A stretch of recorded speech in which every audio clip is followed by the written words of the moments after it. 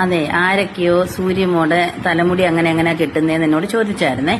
അന്നേരം ഇന്ന് ഞാൻ തലമുടി അങ്ങനെ കെട്ടാമെന്ന് വിചാരിച്ചു. ഇന്നിപ്പം ഞാനവിടെ കാർട്ടൂൺ വെച്ച് കൊടുത്തേക്കുവാണേ. അങ്ങനെയാണ് അടക്കി വെച്ചേക്കുന്നത്. കുറച്ച് പാട് വെട്ടേ പറ്റത്തുള്ളൂ ഈ തലയ്ക്കകത്ത് അത് ചെയ്തെടുക്കണമെങ്കിൽ. അന്നേരം ഞാനവിടെ ഉടക്ക് രാത്രി തന്നെ ഞാൻ ഇവളുടെ മുടിയുടെ ഉടക്കെല്ലാം എടുത്ത് പിന്നി കെട്ടി വെക്കും. ഇപ്പൊ കഴിക്കാൻ പറ്റാത്ത മുറുക്കിക്കെട്ടൊക്കെ ആവുമ്പോൾ അവൾ അഴിക്കത്തില്ല. അതുകൊണ്ട് രാവിലെ എനിക്ക് അത്രയും പാടില്ല. രാത്രി വലുതായിട്ട് മുടിയടിച്ചുള്ള പ്രകടനമൊന്നും ഇല്ലാത്തത് കൊണ്ട് വലിയ പ്രശ്നമില്ല. അല്ലാതെ ഇവരെയൊക്കെ അടക്കിയിട്ട് നമ്മൾ എന്തെങ്കിലും ചെയ്യാൻ ഭയങ്കര പാടാട്ടോ. ഭയങ്കര പാടെന്ന് വെച്ചാൽ അത് അനുഭവിക്കുന്നവർക്ക് മാത്രമേ മനസ്സിലാവത്തുള്ളൂ. ഇപ്പം തന്നെ സൂര്യമോക്കാണെങ്കിൽ പല്ല് ഏത് നിമിഷവും വേദനയാവാവുന്ന ഒരവസ്ഥയിലോട്ടായിട്ടുണ്ട്. കാരണം നമ്മുടെ ഈ പല്ല് തേപ്പിക്കുമ്പം അവള് പിന്നെ താഴത്തെ ഭാഗം ഇങ്ങനെ മുറുക്കി അങ്ങ് പിടിക്കും. അന്നേരം എനിക്ക് അവിടെ നന്നായിട്ട് കൈകൊണ്ട് തേച്ചാൽ കടിക്കും. മുറുക്കി തേക്കാൻ പറ്റുന്നുണ്ട്. അവിടെ ക്ലാവ് പിടിച്ചിരിക്കുക. അതിനി എടുക്കണമെങ്കിൽ ഹോസ്പിറ്റലിൽ കൊണ്ടുപോയി അവളെ സമ്മതിക്കത്തില്ല. ഇരുന്ന് കറങ്ങുന്നുണ്ടോ, എന്നെ നിർത്തി കറക്കും. ഒന്നാമത് തടവേദന, എന്നെ നിർത്തി അങ്ങ് കറക്കും അവള്. അതിൻ്റെ കൂടെ അവൾ ഇരുന്നും കറങ്ങും. കണ്ണാടിയും കാണണം, തലയും കെട്ടണം. അതാണ് ആളുടെ ഒരു ആറ്റിറ്റ്യൂഡ്.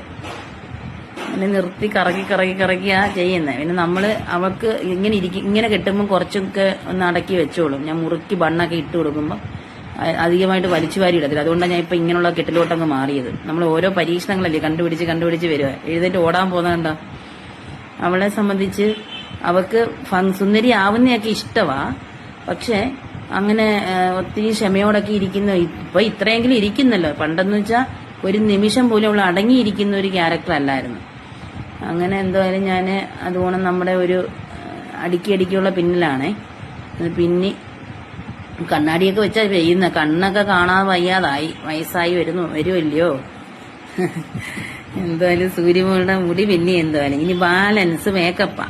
അതിനിട്ട് കറക്കി ഞാൻ തിരിച്ചു വെച്ച് എല്ലാം എടുത്തു വെച്ചേക്കുവാ. കണ്ണ് എഴുതാൻ നോക്കണം. എത്ര സമയം എടുത്താണ് കണ്ണ് എഴുതുന്നത്. ഞാൻ ഇപ്പൊ സ്പീഡിൽ ഇട്ടേക്കുന്നതുകൊണ്ടാണ് നിങ്ങൾക്ക് മനസ്സിലാവാത്തത്.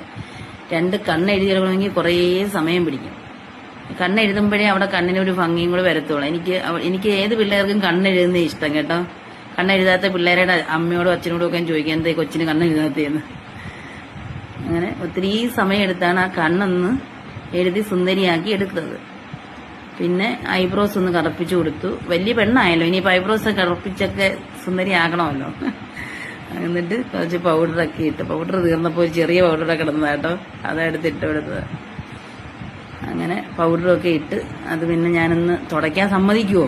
പിന്നെ ടവലെടുത്ത് വെച്ചിട്ട് തുടച്ച് സുന്ദരിയാക്കി ഇനി പൊട്ട് തൊടണം. അപ്പോഴത്തേനും എണീറ്റ് ഓടും കേട്ടോ. ഓട്ടമാ. പൊട്ട് തൊടാൻ വേണ്ടി ഇരുത്തിയപ്പോഴത്തേന് ബാലൻസ് ഇടാൻ സമ്മതിച്ചില്ല. പിന്നെ പിടിച്ചിരുത്തി ഇട്ട് എന്തായാലും സുന്ദരിയാക്കി